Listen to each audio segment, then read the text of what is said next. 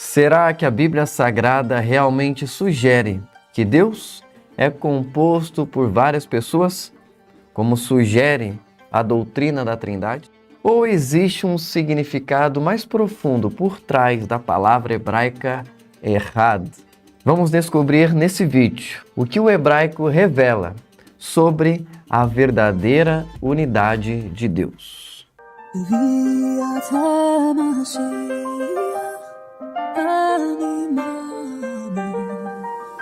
A palavra hebraica Echad é uma palavra muito famosa na Bíblia e numa famosa oração judaica que nós conhecemos como Shema Israel, onde nós dizemos: Shema Israel, Adonai Eloheinu, Adonai Echad. Ouve, ó Israel, o Eterno é nosso Deus, o Eterno é um. Essa palavra aparece em muitos textos da Bíblia, não apenas se referindo a Deus, mas se referindo a outras coisas e a outras pessoas. E é uma palavra alvo de muitas polêmicas em torno dela. A mesma é discutida dentro do judaísmo para defender Deus é um e indivisível. Porém, a mesma é usada pelo cristianismo para defender que essa unidade divina pode ser explicada através da Trindade, por exemplo. Mas antes que você talvez pense, não, mas esta oração, apesar de ser um versículo bíblico do livro de Deuteronômio, só é importante para os judeus. Na verdade, esta mesma oração e esta mesma frase é repetida por Yeshua no livro de Marcos, capítulo 12, a partir do verso 29, conforme está escrito. E respondeu Yeshua: o primeiro e mais importante mandamento é Shema Israel, Adonai Eloheinu, Adonai Echad. Ouve, ó Israel, o Eterno é nosso Deus, o Eterno é um só. E amarás ao Eterno teu Deus de todo o teu coração, de toda a tua alma e de todo o teu poder e entendimento. E o segundo, mais importante, é amarás a teu próximo como a ti mesmo. E ele está citando, nesse contexto, Yeshua cita aquilo que está escrito em Deuteronômio, capítulo 6, verso 4, que é o Shema Israel, que são essas palavras que ele disse. Logo, esta frase passa a ser importante também, ou deveria ser importante também, para a cultura religiosa que se considera cristã, que se considera fruto desse mestre conhecido como Jesus Cristo para a maioria das pessoas. Seguidores deste Messias, sendo uma extensão de seus ensinamentos, são, de acordo com esse texto, então, levados e obrigados a considerar, no mínimo, o que esse texto quer nos dizer sobre a unidade divina. Mas então vamos entender a palavra Echad contida nesse versículo, que numa tradução literal significa um, que faz com que o texto seja traduzido como o Eterno é o nosso Deus, o Eterno é um. E o versículo de Deuteronômio capítulo 6, verso 4, que vai ter aquilo que foi citado por Yeshua, nós vamos ter nele, portanto, a palavra Echad, significando simplesmente um, numa primeira análise. Mas algumas pessoas tentam utilizar essa palavra e apoiar nela a ideia de que Deus seria, na verdade, uma unidade composta, no caso da Trindade, de 3 personalidades, a saber, o Pai, o Filho e o assim chamado Espírito Santo. Doutrina base do cristianismo. Eles dizem, Echad é, na verdade, uma unidade composta, ou seja, uma união de várias personificações, de várias pessoas que são unidas de alguma forma, mas que ao mesmo tempo são independentes entre si. Porém, isso não representa o significado real da palavra Echad e é o que nós vamos entender nesse vídeo. Por que essa compreensão à luz da Bíblia não faz sentido? E por que essa é uma utilização desonesta desse termo em hebraico? Então nós vamos ver agora como nós utilizamos Echad na Bíblia através das múltiplas passagens na qual ela vai aparecer para nós, buscando através dessas passagens, entender toda a abrangência de seu significado. E a primeira verdade que nós temos que admitir sobre essa palavra é que, em certa análise, o termo, a palavra errad, ela pode sim significar tanto quanto também pode significar, em certa análise, como uma unidade composta. Bom, mas então se ela significa isso, por que que esse pensamento é equivocado? Por que que esse pensamento é errado? Esse pensamento, ele pode ser enxergado desonesto, porque apesar do significado aparentemente ambíguo dessa palavra, o contexto bíblico vai sempre explicar a que tipo de unidade ela está se referindo. Ou seja, através do contexto, você é capaz de diferenciar se ali, naquele caso, está se tratando de uma unidade absoluta ou se ali, naquele caso, está se tratando de uma unidade, em certo modo, composta. Por exemplo, vamos lá agora abrir as nossas Bíblias em Gênesis capítulo 1, verso 5, que é quando a Bíblia vai dizer: foi tarde e manhã, ou em algumas traduções, foi noite e manhã, dia 1.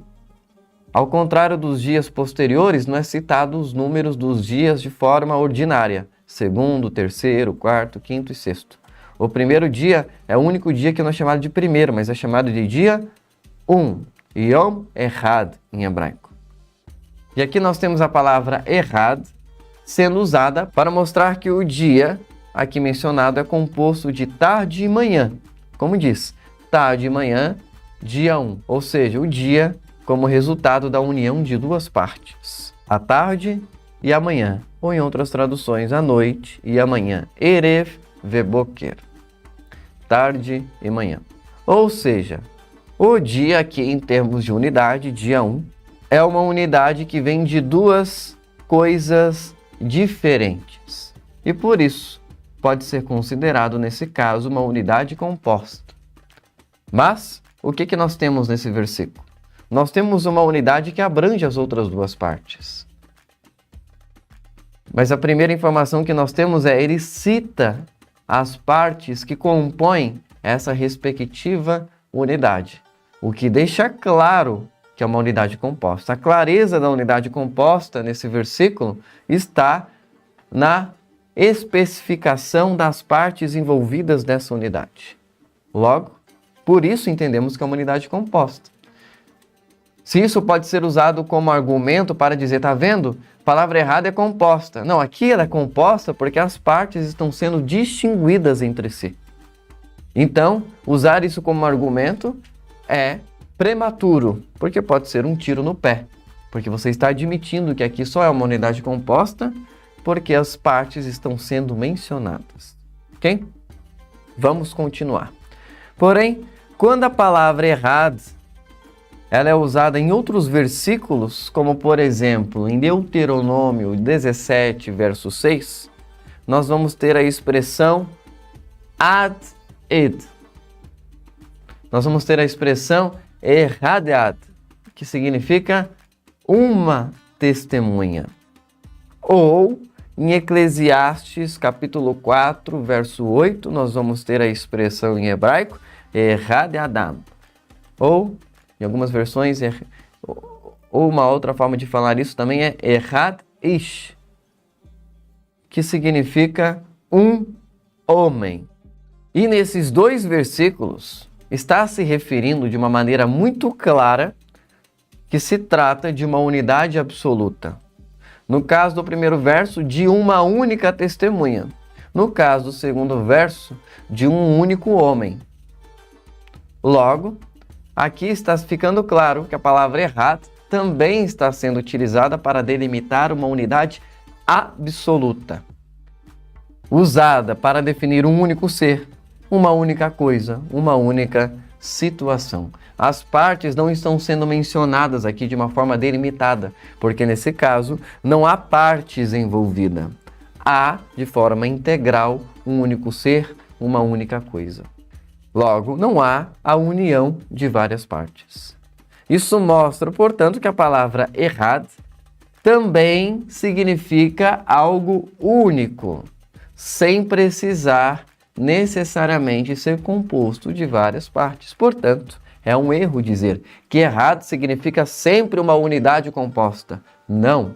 Ela é usada biblicamente para os dois contextos e através do verso que antecede a palavra ou as palavras que sucedem o errado, nós podemos identificar se ali naquele contexto específico se trata de uma unidade composta ou de uma unidade absoluta e indivisível. No português, nós temos o mesmo contexto, não há nenhuma diferença. Se eu falo para você um pirulito, você entende que eu estou me referindo a uma unidade indivisível, a um único objeto. Se eu falo para você um grupo de pessoas, vocês sabem que eu estou me referindo a uma unidade composta por várias pessoas. Ou seja, no hebraico funciona da mesma forma. Quando eu falo, aí poderiam dizer, não, eu já vi tal pessoa falando. Vamos imaginar uma pessoa que não conhece a nossa língua em português. Eles vão dizer, ó, lá em português, significa um grupo um grupo de determinadas coisas ou pessoas. É uma unidade composta. Por quê? Porque eu vi um cara falando um grupo de pessoas, um time, uma equipe de pessoas. Então, lá, significa vários. Isso seria até uma leitura ignorante do idioma português, porque em outros contextos também falam uma banana, eu falo uma fruta, um computador, onde não tem composição ali. Tem apenas a delimitação de um único item, de uma única pessoa, de um único objeto. Da mesma forma funciona essa palavra em hebraico. Mas então, compreendido isso, nós entendemos que a palavra errado é uma palavra ambígua que pode ser utilizada dependendo do contexto para ambos os casos. Mas aí, as pessoas que defendem que errado é apenas para se referir a uma unidade composta trazem um outro argumento. Através de uma outra palavra em hebraico chamada de Yahid, que é que só pode ser usado para definir único, ou seja, nunca é usado em contexto composto. E o argumento utilizado é, se o hebraico tem a palavra Yahid, por que o Shema Israel não está escrito com ela? Por que não fala Adonai Eloheinu, Adonai Yahid?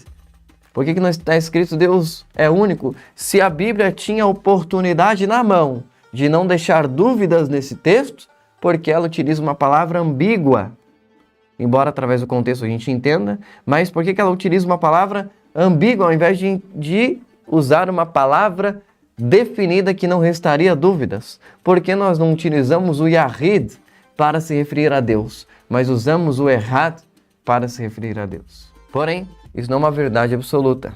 Os judeus costumam se referir a Deus como Yahid, como único, justamente para não deixar margens de dúvidas. Porém, a Bíblia utiliza Errad. Então agora nós vamos entender por que a Bíblia utiliza Errad. Por que ela faz a escolha dessa palavra aparentemente controversa para se referir a Deus. E aí nós vamos conhecer a importância de identificar o contexto e interpretar corretamente. Primeiramente, é importante compreender como o hebraico usa a palavra errado em diferentes contextos.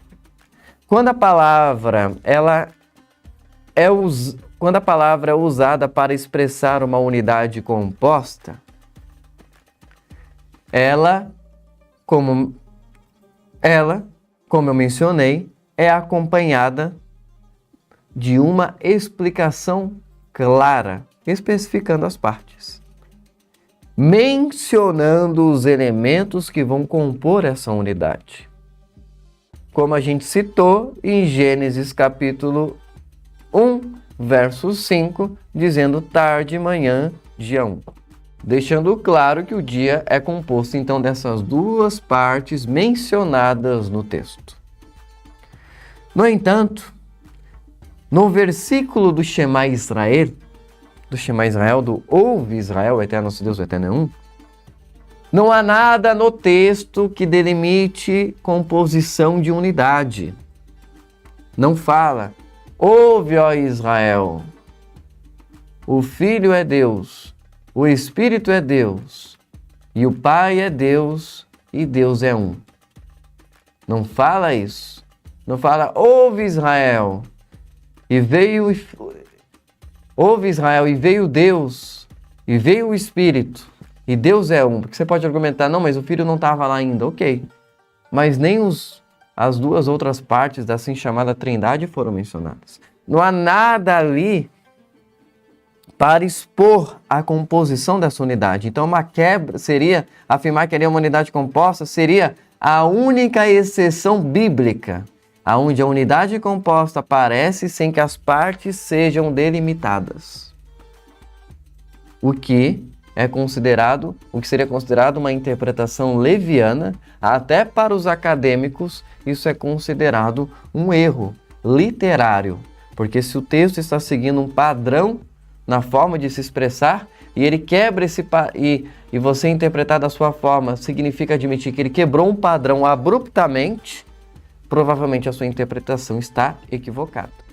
Logo, isso nos leva a interpretar esse versículo como se referindo a uma unidade absoluta e indivisível, porque não há a citação das presentes partes ali.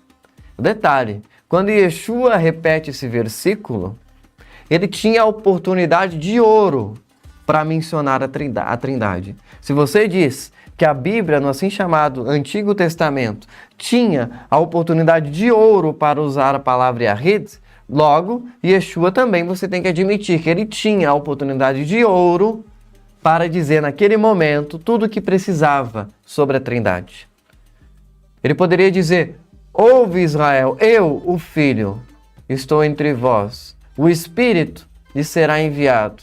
Deus, o Pai, criou e Deus é um.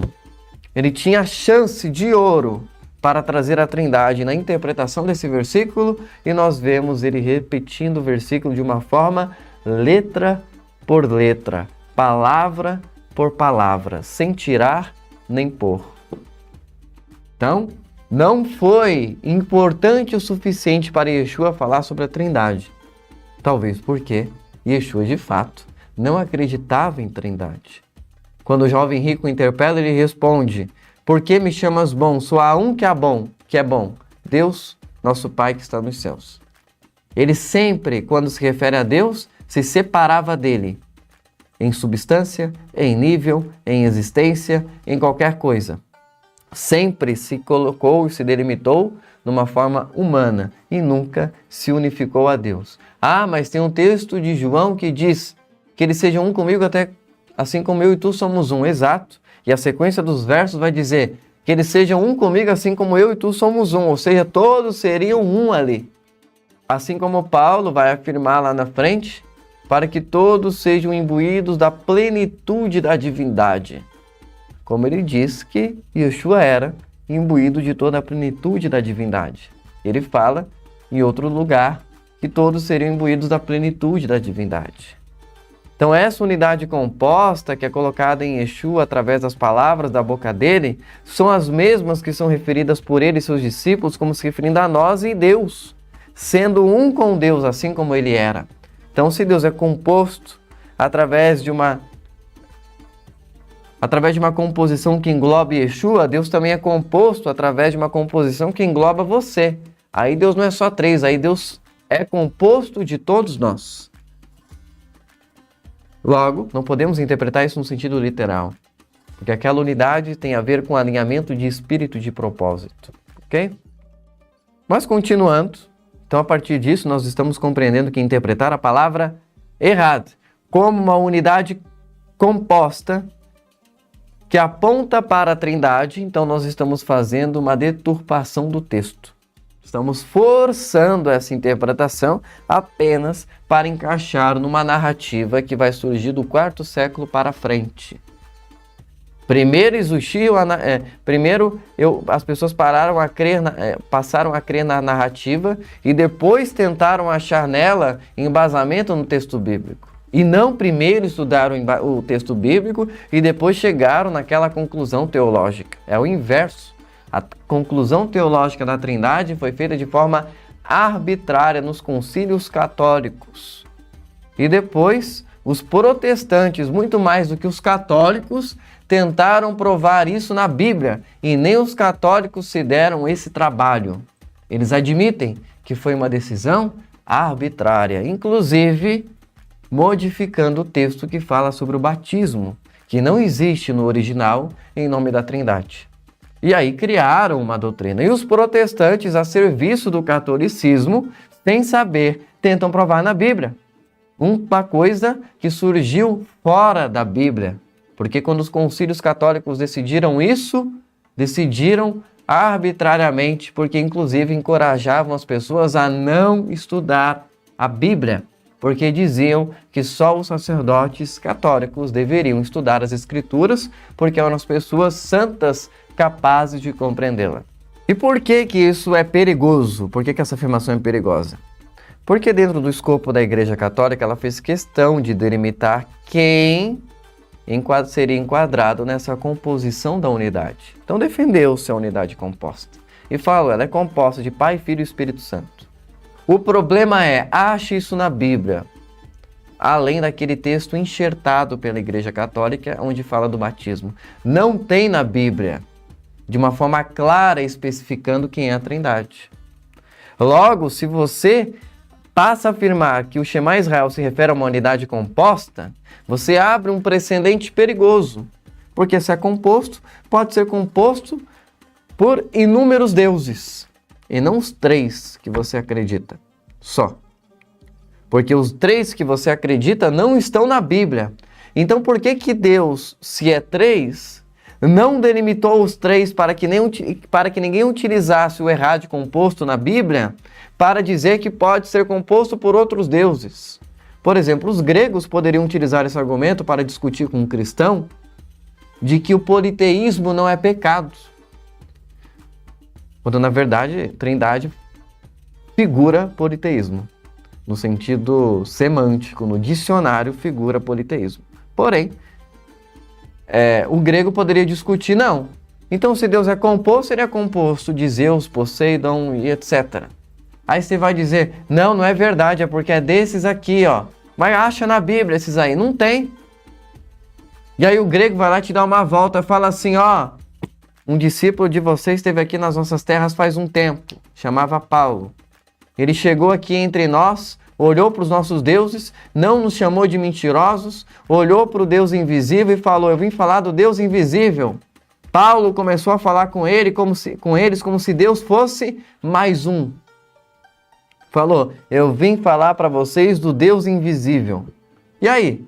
Então Paulo pode ser utilizado para dizer que cristãos são partidários do politeísmo grego? Porque Paulo aparece não batendo no politeísmo grego e apenas falando sobre o Deus invisível que eles não conheciam.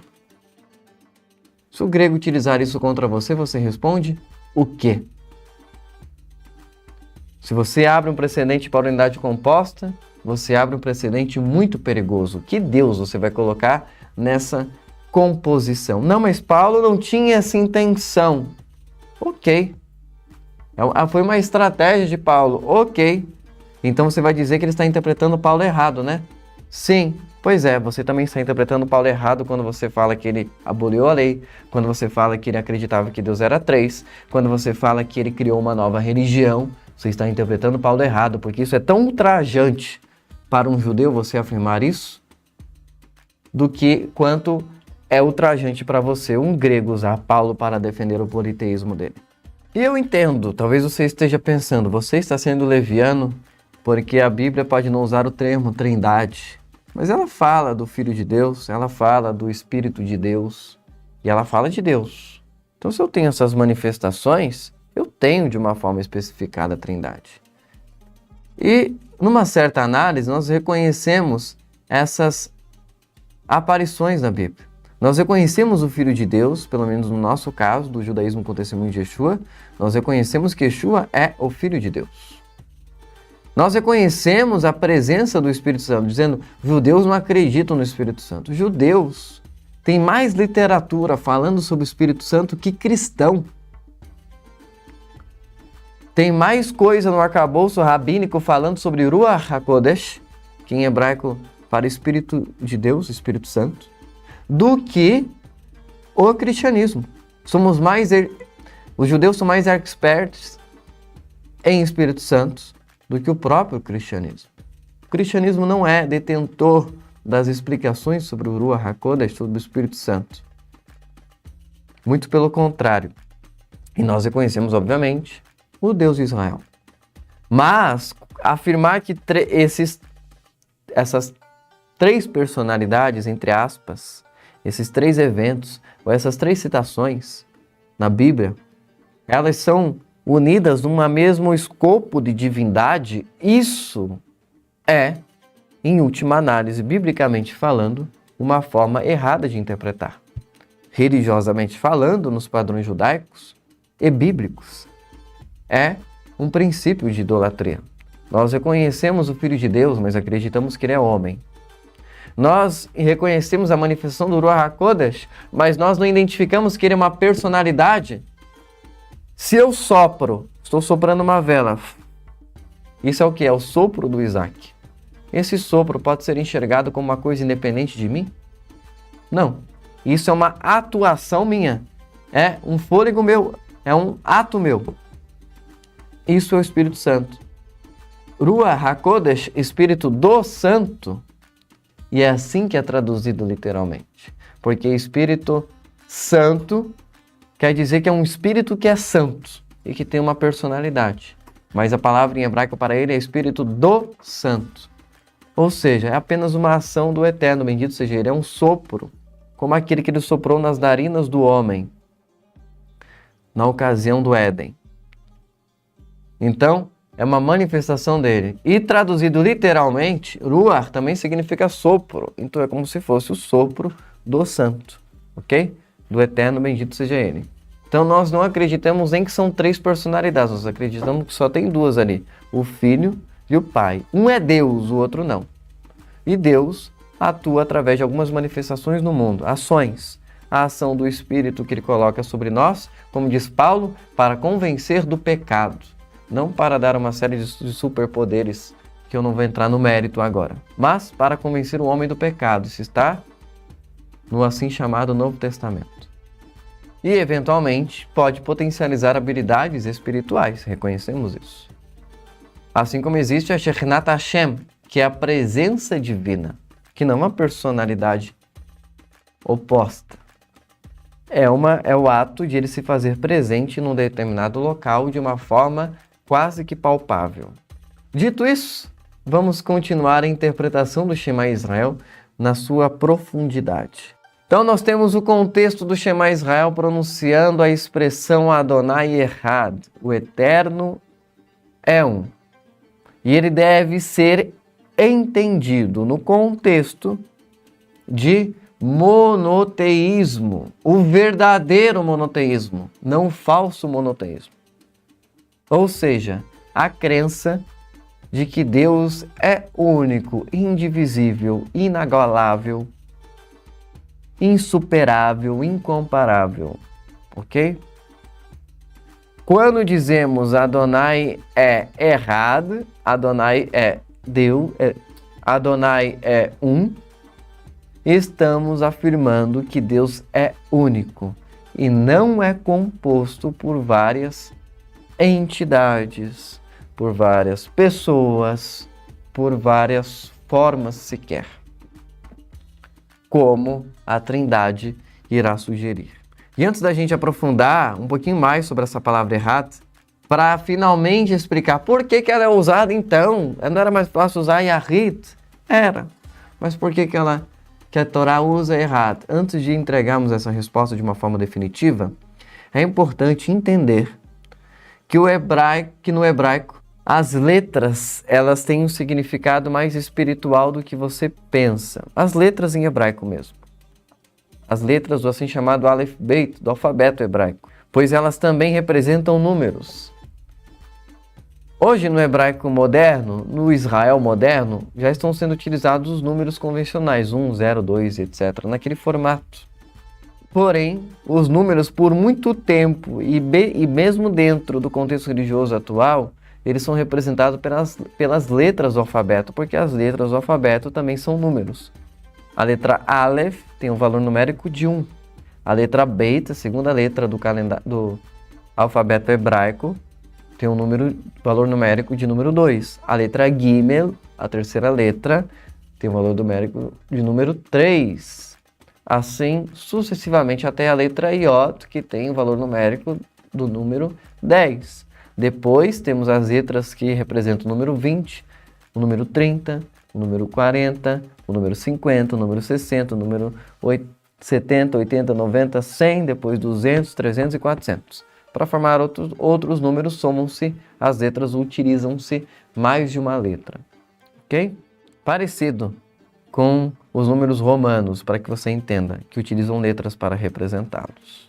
Ou seja, quando nós compreendemos a natureza numérica dessas letras, nós conseguimos ter um significado, atribuir um significado adicional às palavras. Logo, o povo judeu interpreta a Bíblia também através dos números que as letras das palavras dela representam. E é por isso que João em Apocalipse fala: aquele que tem sabedoria, distingue. Entenda o número 666, que é a gemátria de algumas palavras, inclusive do Hassatã, do adversário. Que você só entende isso, você transcreve esses números para saber quais palavras combinam com esses números que João disse. Ok? E assim como Paulo explicou, o oráculo da palavra, a revelação da palavra está com os judeus. Porque eles interpretam a Bíblia de uma forma que ninguém mais interpreta. Até porque eles escreveram a Bíblia. Aonde então, além do significado simples, nós vamos ter o significado numérico das palavras. E a sabedoria profunda e espiritual da Bíblia, dentre os judeus, que os judeus revelam, ela vai trazer ensinamentos mais profundos do judaísmo, que vamos explicar o verdadeiro significado, por exemplo, da palavra errada em termos numéricos, começando a entender por que a Bíblia utiliza ela.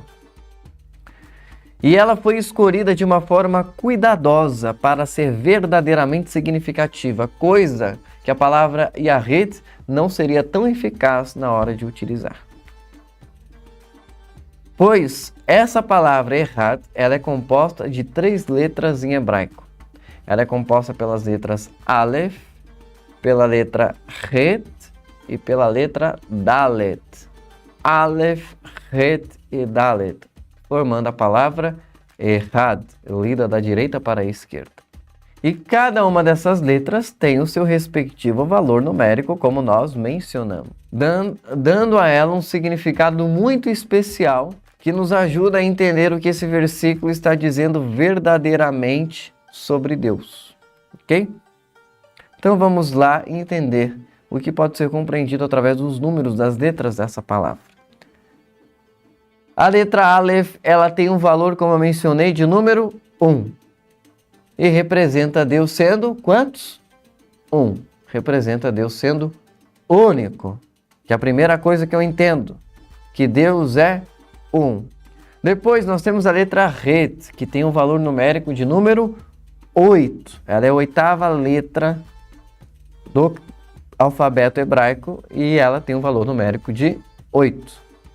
Que simboliza que Deus tem domínio absoluto sobre os 7 céus e sobre a terra. 7 céus mais a terra totalizam 8. 8 em hebraico é chamado de Shemoneh, que vem da mesma raiz da palavra Shemen, que significa azeite, óleo, que era utilizado nas unções. Porque o número Shemoneh, que também tem a mesma raiz da palavra Shimoná, que também é gordura, que combina com azeite, etc., que significa que aquilo que é transbordante, que aquilo que é adicional, que aquilo que é sobrenatural. Então representa a atuação sobrenatural de Deus sobre o domínio dos 7 céus e a terra. Por isso, esse Deus simbolizado na primeira letra, é o e o único que governa sobre os 7 céus e sobre a terra. Nenhum outro ser, nada mais governa sobre os 7 céus e sobre a terra. Nada mais tem domínio sobre todas essas coisas. E aí nós temos a terceira letra, a letra Dalet, que é a 4ª letra do alfabeto hebraico e o valor numérico dela também é 4. E ela vai nos lembrar que Deus nos governa sobre os 4 pontos cardeais do universo. Ok? Sobre as 4 direções da Terra, sobre os 4 cantos da Terra, como é mencionado biblicamente. Então Deus, Ele, sozinho, indivisível, governa sobre todos os 7 céus, sobre a Terra e sobre os 4 cantos da Terra. E como Ele, não há outro. E é por isso que essa palavra foi utilizada. Para dar uma ideia da extensão do poder de Deus. Para nos dizer, acredite que Deus é um.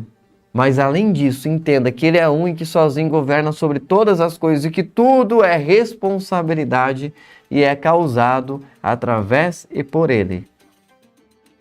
Para que você nunca incorra no erro de achar de que existe alguma autoridade semelhante a Ele em qualquer um desses lugares, dessa extensão de todo o universo espiritual e físico que possa existir. Mesmo que você conheça sobre os 7 céus, saiba, Ele está lá e governa sobre todas as coisas. Mesmo que você conheça todas as direções da Terra, saiba e reconheça que Ele está lá e governa sobre todas as coisas. Esse é um dos motivos do porquê a palavra errada é usada nesse versículo, para revelar esses segredos e esses aspectos sobre Deus. Então, a partir disso, nós começamos a ter ideia do tamanho que é a perda da profundidade na hora de aprender as Escrituras fora do seu contexto original. Quando você aprende com uma pessoa que não escreveu a Bíblia. Nossa, mas como é que eu vou aprender com a pessoa que escreveu a Bíblia? Ué, com a pessoa que fala o idioma da Bíblia. Com a pessoa que escreve no idioma da Bíblia. Com a pessoa que foi o autor da Bíblia. Não a pessoa, mas o povo que foi o autor da Bíblia.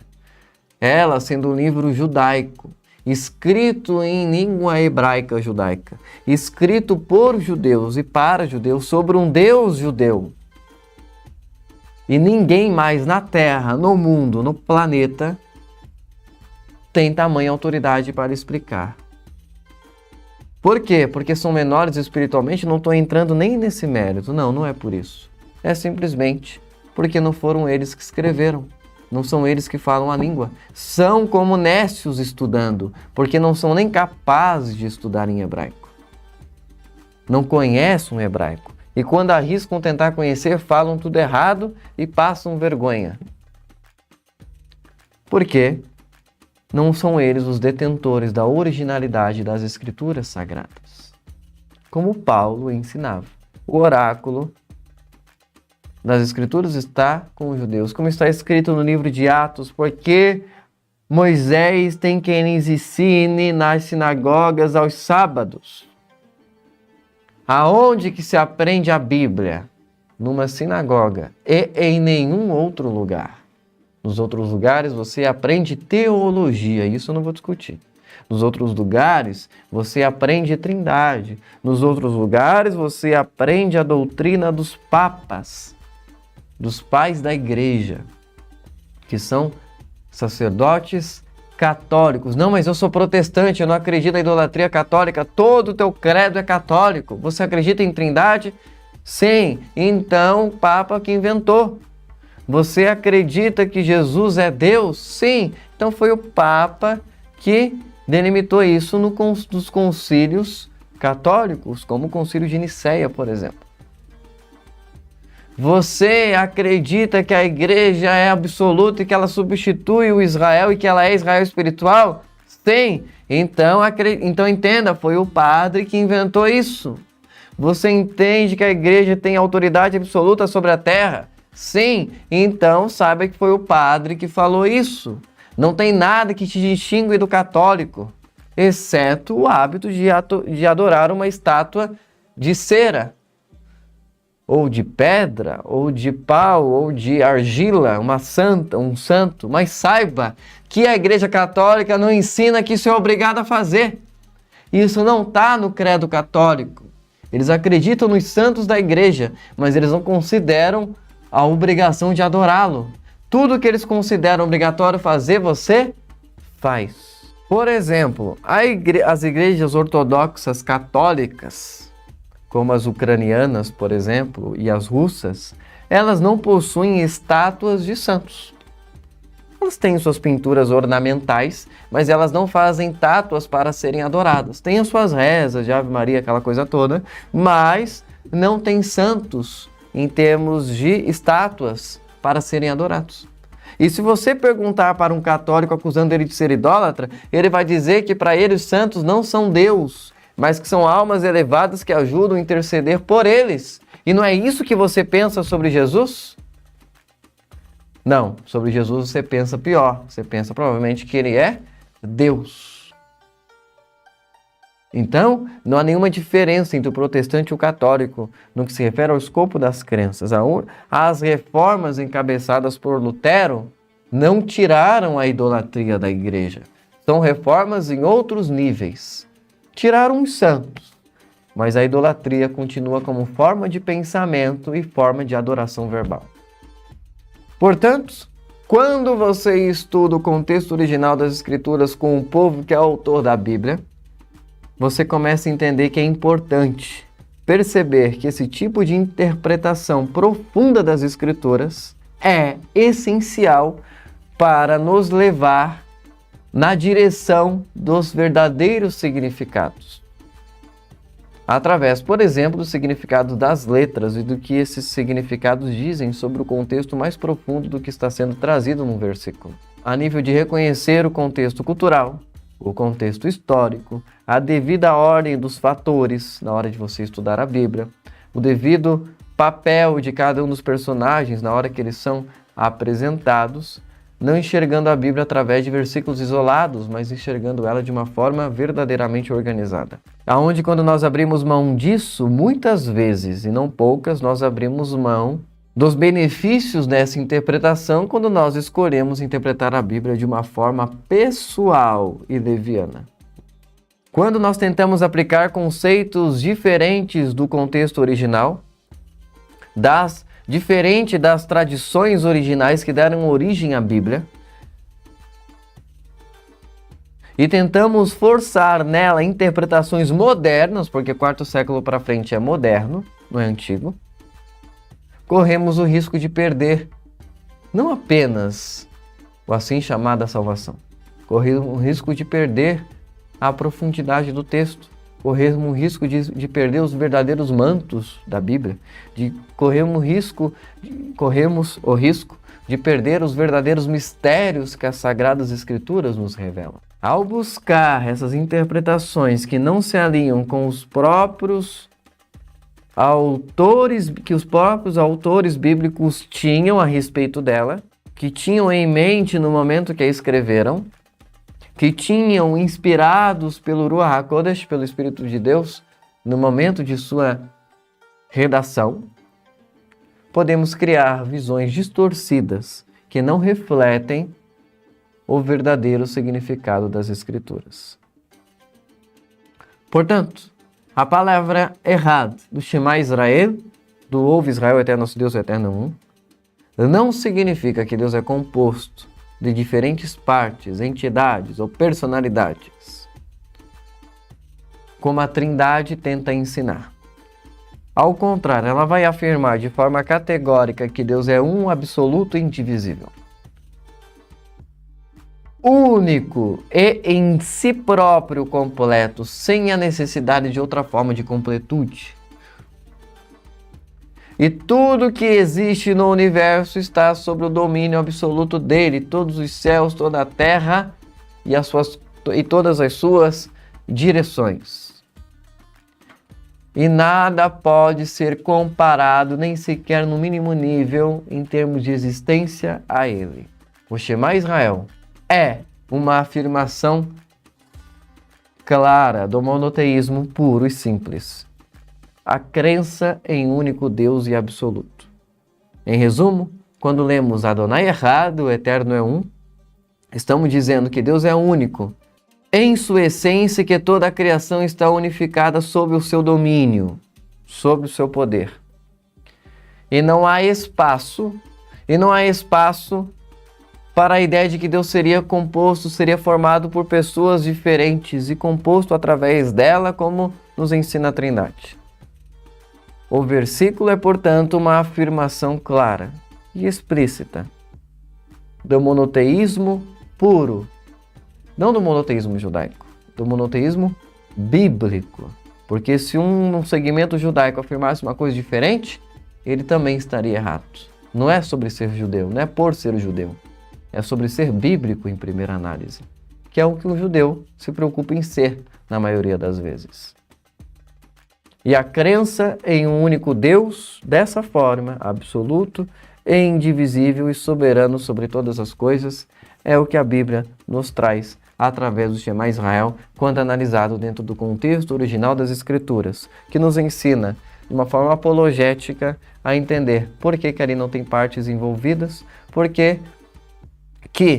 Deus é um nesses casos, entendendo o significado da palavra errada, e também por que a palavra errada é utilizada para nos revelar os aspectos profundos sobre esses versos. Espero que esta aula tenha tirado suas dúvidas e, se é possível, se ter um pingo de esperança para que ela toque o seu coração e faça você olhar para o contexto das Escrituras de uma forma diferente, de uma forma mais próxima ao contexto original. Então você é convidado para ser nosso discípulo e aprender mais no ambiente formado e desenhado para você através da nossa sinagoga. Com o testemunho de Yeshua, nós ensinamos sobre Yeshua, ensinamos sobre os seus discípulos, sobre como cumprir as festas que eles cumpriam, sobre como ter a vida que eles tinham, respondendo perguntas que nunca antes foram respondidas sobre o assim chamado Novo Testamento. E se você deseja fazer parte disso, dessa corrente, por favor, mande uma mensagem para o número de WhatsApp aqui na descrição do nosso vídeo, ou acesse esse número que está aparecendo na sua tela, via WhatsApp, expresse o seu desejo de se tornar um discípulo, e lá você será informado como deve proceder para ter acesso a todos esses vídeos que não são cobrados para vir à tona, ok? E também nós pedimos, se você que já é nosso discípulo ou que respeita o nosso trabalho, é nosso amigo e simpatizante, envie uma oferta para nos ajudar e para que a gente continue sendo capaz de fazer muitos conteúdos em nome da Bíblia e em nome do testemunho de Yeshua, o nosso Messias. Que o Eterno abençoe a sua vida poderosamente em nome de Yeshua. Shalom, Velehitraot.